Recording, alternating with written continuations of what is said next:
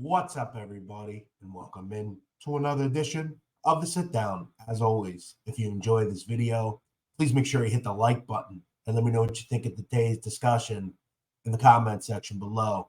If this video gets to 1,000 likes, I will pick one lucky commenter and give you a cash prize. So make sure you like the show, and make sure you comment below. If you're new around here, you just haven't done it yet, or living on a rock and seeing this video for the first time, I don't know what you're waiting for. Hit that subscribe button below now so you never miss another sit down video. Also, make sure you check out our special sit down cigar out now, presented by Pravada Cigar Club. I promise you'll like them. The link to purchase is in the pinned comment of this video. Today, ladies and gentlemen, we're going to get into another very interesting organized crime topic. And generally, over the last 20 years, the old adage is, why be a gangster if no one knows who you are? However, there are still several old school, quiet mafioso left. Men that you have to wonder why they live the way they do. In the end, don't you want to have a little fun? There are certain gangsters that keep quiet and ones that we don't know much about. One of them is Dominic Cefalu. Who is Dom from 18th Avenue? Today we're going to get into it. The story of Domenico Cefalu next on the sit down. Domenico Cefalu was born in December of 1947 and came from the Sicilian capital of Palermo. Now, it's estimated that Dom Cefalu's family came over from Sicily in perhaps the mid-60s. According to what we know about Domenico Cefalu's uncle, Riccardo Cefalu, he would emigrate from Sicily in 1965. This would be Dom Cefalu's uncle. He would be the brother of Dom's father.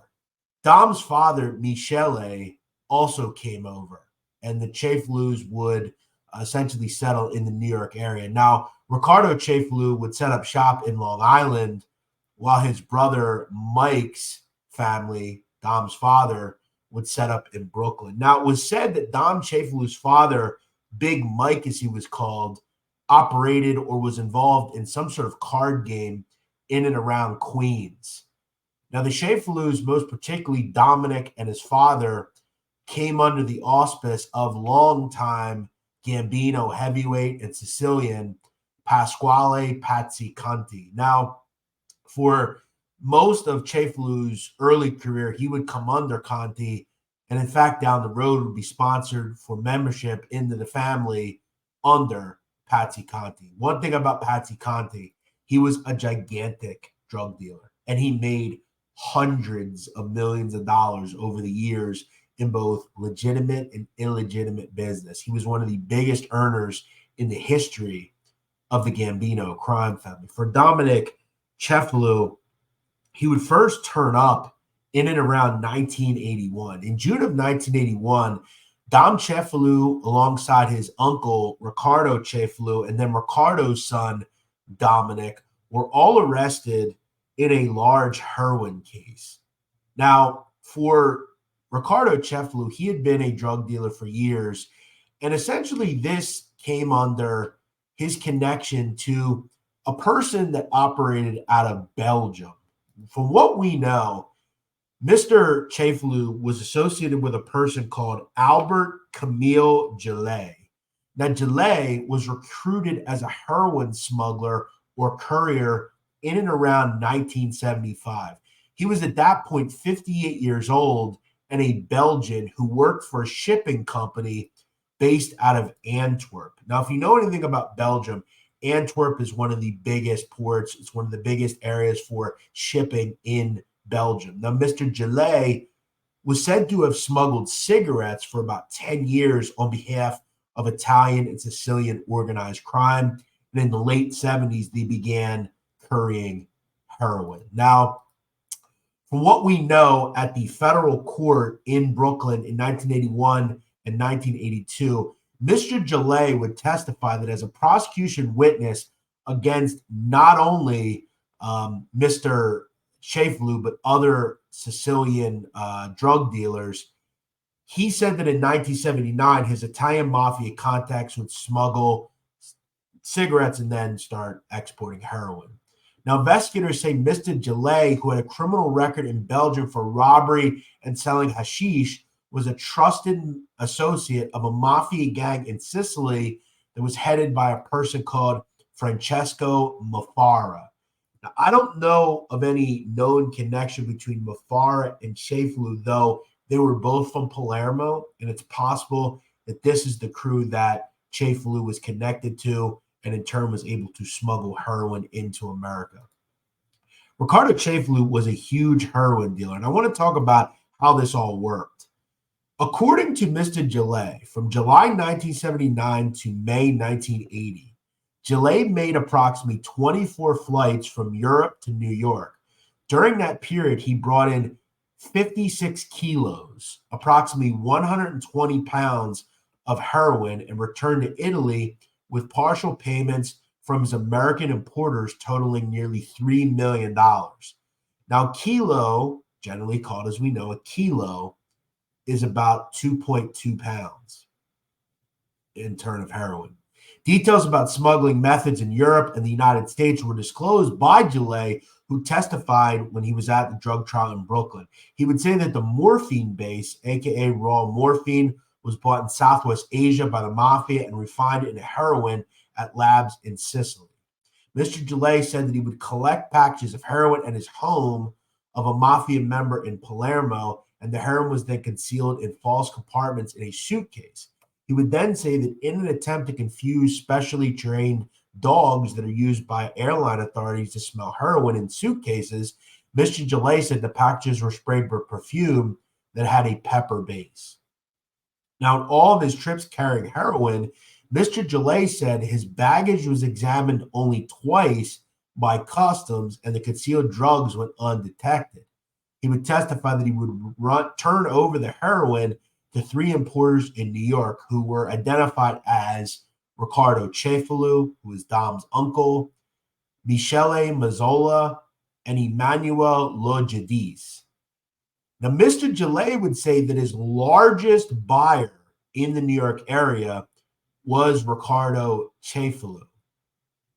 He would say upon his arrival in New York, Mr. Cefalu would arrange to have someone pick him up in a parking lot near the airport and drive him to Cefalu's home in Green Lawn, Long Island. There, the heroin would be exchanged for money. And Mr. Gillet would describe how a certain relative of Mr. Cefalu, whom Mr. Gillet identified as, quote, Dominic, paid him one visit. Dominic brought bags with money, he testified. He arranged the whole of it on top of the sofa, as we used to, always with 2 rows. It was generally $330K to $350K. I don't remember exactly. We counted it, he quoted. I then arranged all of this in the suitcase, and I couldn't put the whole of it in the suitcase. I put the rest of it in my traveler's bag. The money was always in $10 and $20 bills, and they were stuffed in a suitcase and flight bags carried by me. He would then testify that he also would turn over heroin to a Mr. Mazzola, who owned a pizzeria in Queens, and a Mr. Logidis, who owned a hairstyling salon in Bayside, Queens.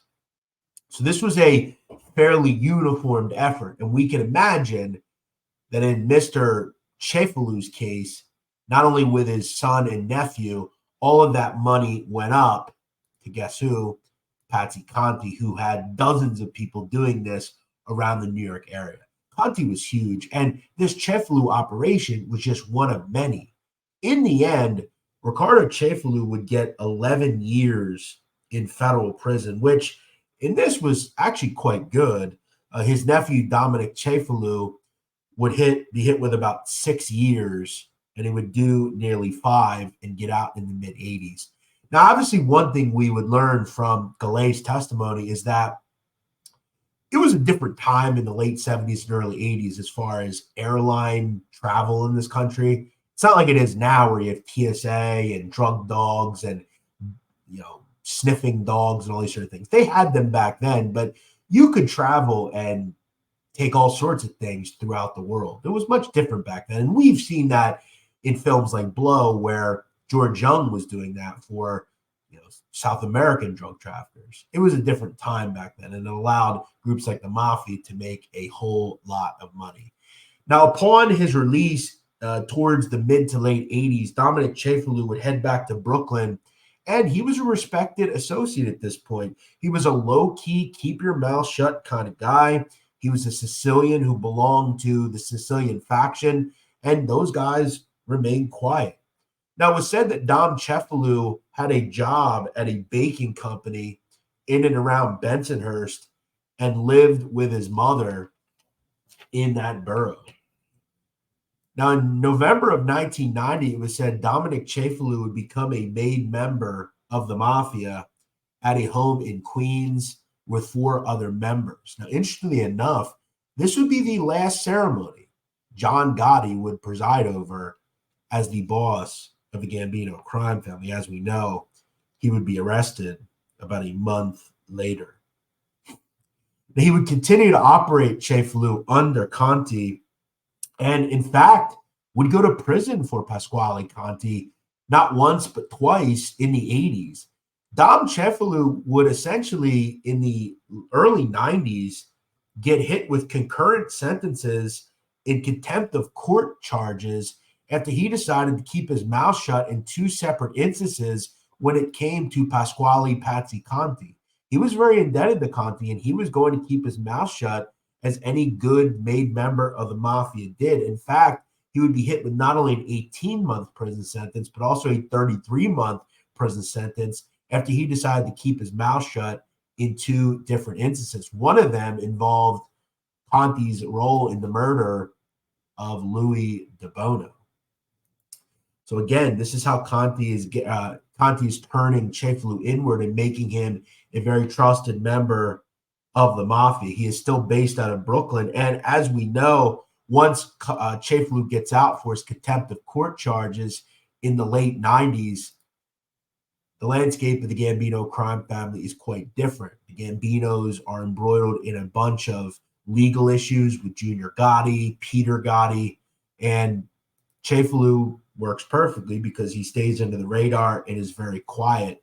We wouldn't see much of him really at all. He would be spotted, though, at the 2002 funeral of John Gotti Sr., and he would also be caught on surveillance at other wakes and funerals in and around the 2000s. We wouldn't hear from Cefalu really at all, though in and around the early 2000s, according to Mikey Scars Di Leonardo, in his testimony, he would state that Dominic Cefalu would become a captain in and around 2002. According to Mikey Scars, he would identify multiple members and say about Cefalu, quote, "He's a captain with us, a newly made captain, part of the Sicilian faction from Sicily that came over here. We straightened him out. He was originally born in Italy and came here and got associated with our family. He's with us." Now, Cefalu, again, would be essentially a ghost for most of the 2000s. However, in and around 2006, he would be caught on a bug inside a 1999 Lexus. At one point in a conversation with an unknown individual that would be presented at a trial in 2008, Cefalu was overheard telling a wise guy that because of the rank in his crime family, he knew the details of a recent mob shooting. At one point, Cefalu would state, quote, "I'm the underboss of the family." Now, according to an attorney for the United States called Daniel Brunel, he would state that Cefalu's words were, quote, "clear as a bell." And that would be the first time we would ever hear Cefalu or see or hear him mention anything involving organized crime. Now, in 2008, as we know, Dominic Cefalu would be arrested in a case known as Operation Old Bridge, where he would be hit with extortion charges. Arrested also in February of that year were Nicholas Carrazzo, John Jackie Nose D'Amico, and Francesco Frankie Boy Cali, among 50 or so other members of the Mafia. In the end, Dominic Cefalu would be hit with just under 2 years in prison, and he would be released in November of 2009. According to his attorney would state that Cefalu was just a baker from Bensonhurst who lived with his mother, making $42,000 a year. Now, according to Jerry Capisci and other organized crime historians and writers, in and around 2011, and according to the government, Dominic Cefalu was named the boss of the Gambino crime family. Today, we don't know if he still is, but it's likely that he is still at the top of the Gambino crime family. I'm no professional. I just try to wager my opinion. These charts are no great science. They're very hard to understand. We have heard nothing, literally nothing, from Mr. Cefalu since his release from prison in the late 2000s. He has never faced a jury. He has never been arrested. We've never seen him nor heard from him. In fact, this is the most recent photo I've seen of Mr. Cefalu. Now, right now, I believe the head man of the Gambino crime family is Lorenzo Menino. I think he is the upstart younger Sicilian, and I believe that Cefalu is likely the number two, and they are on the same similar level to which Menino trusts Cefalu in his old school ways, and they're a powerhouse. They're never seen together. I believe there's likely someone under Mr. Cefalu that relays messages to him from his home in Staten Island to everyone else. It is quite possible that Mr. Cefalu is retired and he's just living off of the money he's made in his life. Maybe he has some sort of stake in the bakery that he was involved in, and that's how he makes money. Mr. Cefalu is not married that I know of. He has no kids that I know of. He has no relatives that I know of other than the ones that I'm about to mention. He is a complete ghost. You have to ask yourself, at 77 years old, living alone in Staten Island, what was it all worth for Mr. Cefalu? I've always been fascinated by these people like Mr. Cefalu. We can also see some stark contrast between him and Chin Giganti. Both live with their mother. Both weren't gangsters, according to them, even though we both knew they were, without the Crazy Act. In the end, what has Cefalu actually been able to do in his life? As far as excitement, he's never had any fun, really, that we know of. He hasn't gotten married. He has no kids. It's a very interesting life that Cefalu's lived, but one of which I think, for him, this is what he wanted. Doing what I do. I'm an honored man in an honored society, and I'll die, hopefully, in my own bed. Now, we have heard certain instances that his family has taken some charges. His cousin, a person also called Dominic Cefalu, Big D as they call him, was indicted in and around the early 2010s on bookmaking and loan sharking charges. However, he would never go to prison on those charges, as the judge would give him a bit of a deal, if you will. All in all, though, Cefalu has lived a pretty simple life. He has no huge home. He has no extravagant car. He has no great suits or anything like that. He's just an old school guy that lives a quiet life. And that's the difference between him and a lot of these people. I guess in the end, a lot of people will say, though, if you're a Paul Castellano, at least you get to live in that big house. If you're John Gotti, hey, at least you have to probably enjoyed your life for 5 or 10 years. In the end, all these people have essentially the same fates. The one difference between Mr. Gotti, Mr. Castellano, and Mr. Cefalu is Mr. Cefalu will likely die in his own bed. In that life, that's the goal. I'll leave you with this.